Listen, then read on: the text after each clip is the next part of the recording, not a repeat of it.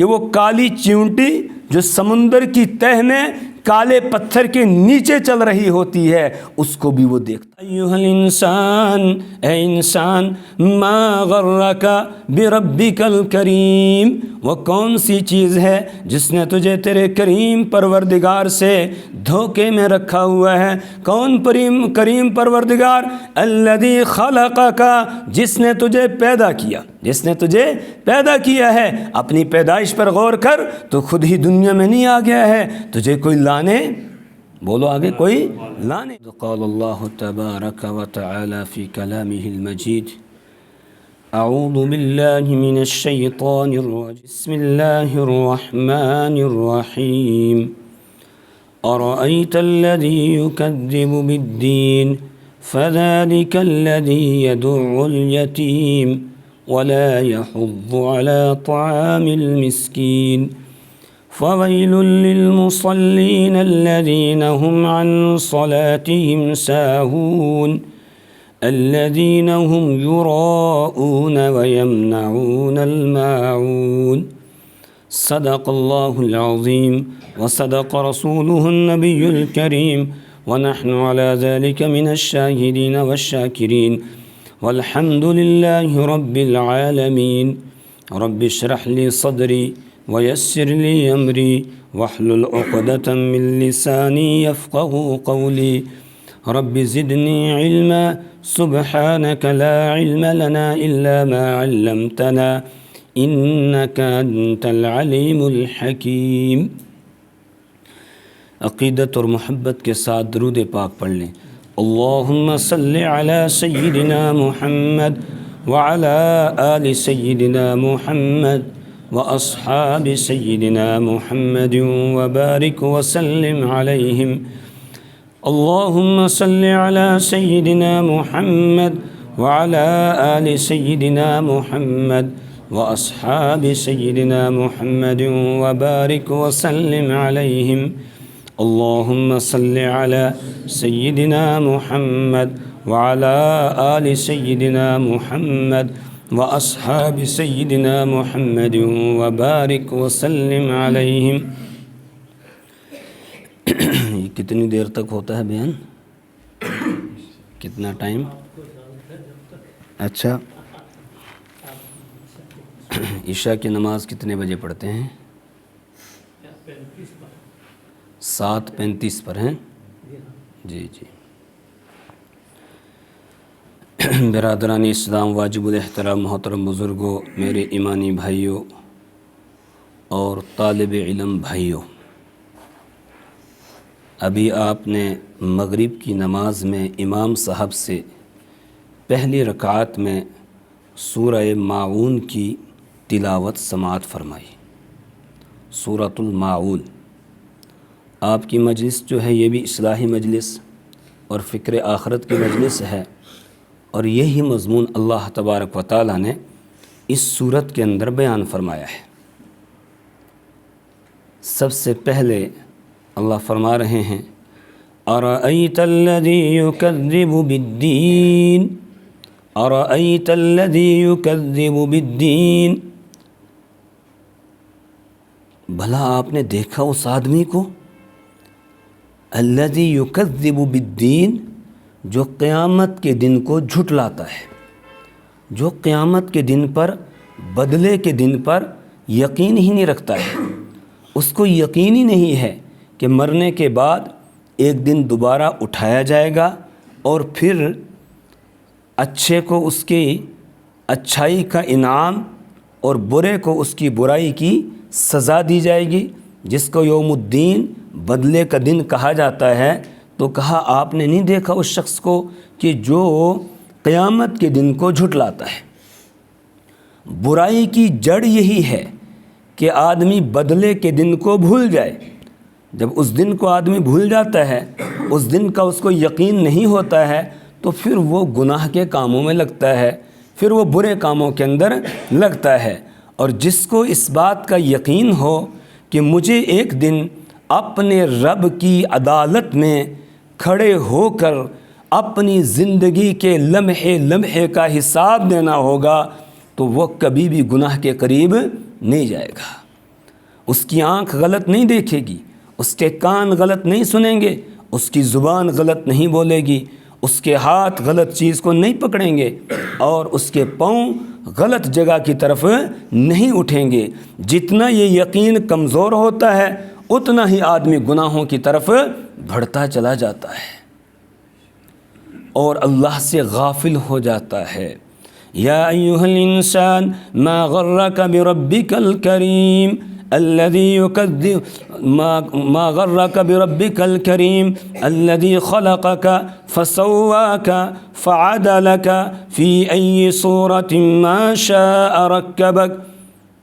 اللہ فرما رہے ہیں یا ایھا الانسان، اے انسان، ما غرک بربک الکریم، وہ کون سی چیز ہے جس نے تجھے تیرے کریم پروردگار سے دھوکے میں رکھا ہوا ہے؟ کون کریم پروردگار؟ الذی خلقک، جس نے تجھے پیدا کیا، جس نے تجھے پیدا کیا ہے۔ اپنی پیدائش پر غور کر، تو خود ہی دنیا میں نہیں آ گیا ہے، تجھے کوئی لانے، بولو آگے، کوئی لانے والا ہے۔ آپ ساتھ بولتے رہیں گے، میں بھی بولوں گا، آپ چپ رہو گے تو پھر میں بھی چپ ہو جاؤں گا، ٹھیک ہے جی؟ تو الذی خلقک، جس نے تجھے پیدا کیا ہے۔ اپنی پیدائش پر غور کر، تو خود نہیں آیا ہے بلکہ کوئی تجھے لانے والا ہے۔ اس نے جب چاہا تو تجھے لایا ہے۔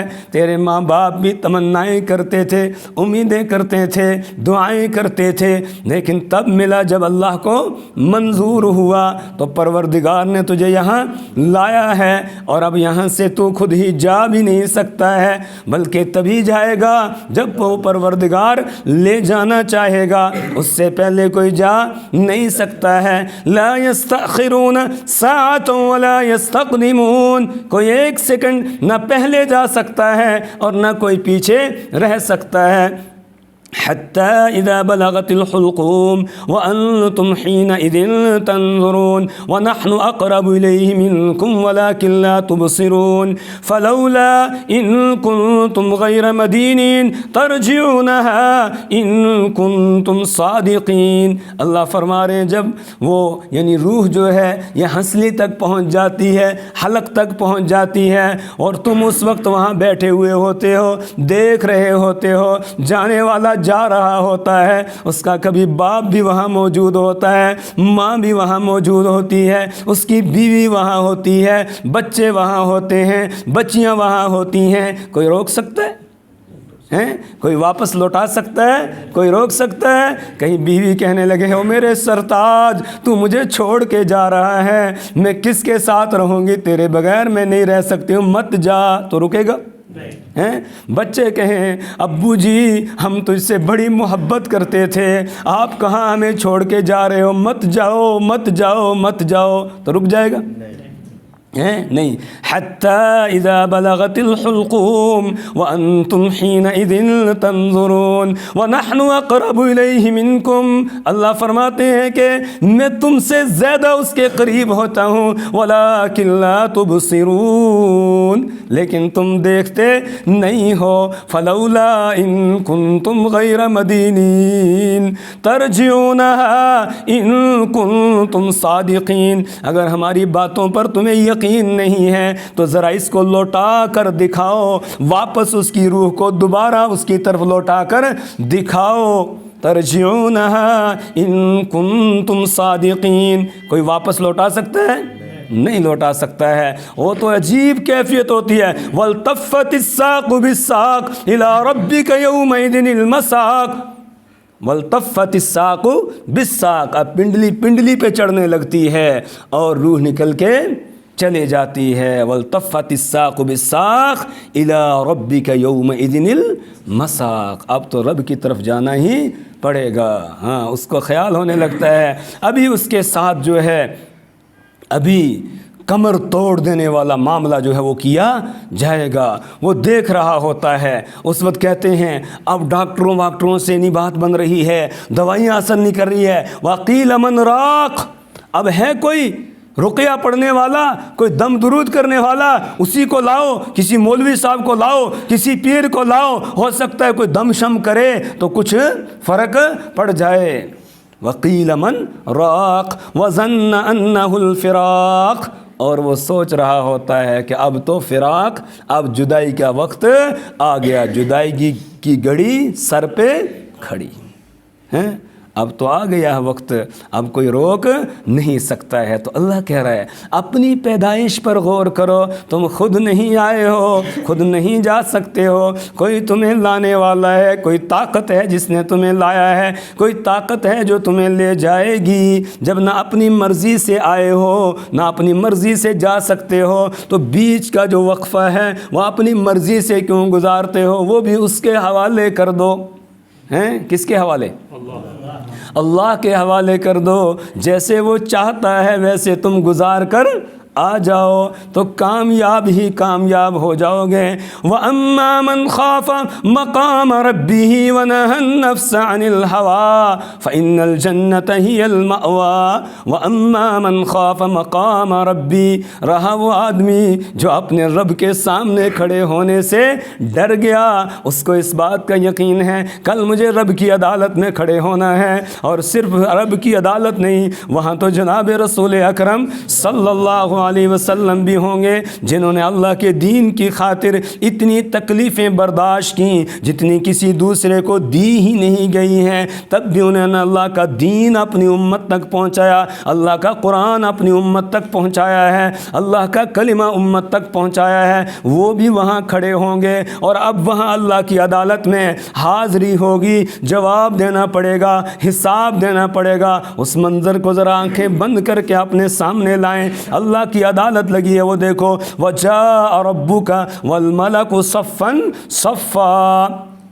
تیرا رب بھی آ گیا اور فرشتے بھی آ گئے، صف در صف فرشتے آ گئے ہیں، اور کون؟ فَكَيْفَ إِذَا جِئْنَا مِنْ كُلِّ أُمَّةٍ بِشَهِيدٍ وَجِئْنَا بِكَ عَلَىٰ هَٰؤُلَاءِ شَهِيدًا، کہ اس وہ وقت کیا ہوگا جس وقت ہم ہر امت سے ایک گواہ کو لائیں گے، اور اے نبی صلی اللہ علیہ وسلم آپ کو بھی ہم ان پر گواہ بنا کر لائیں گے۔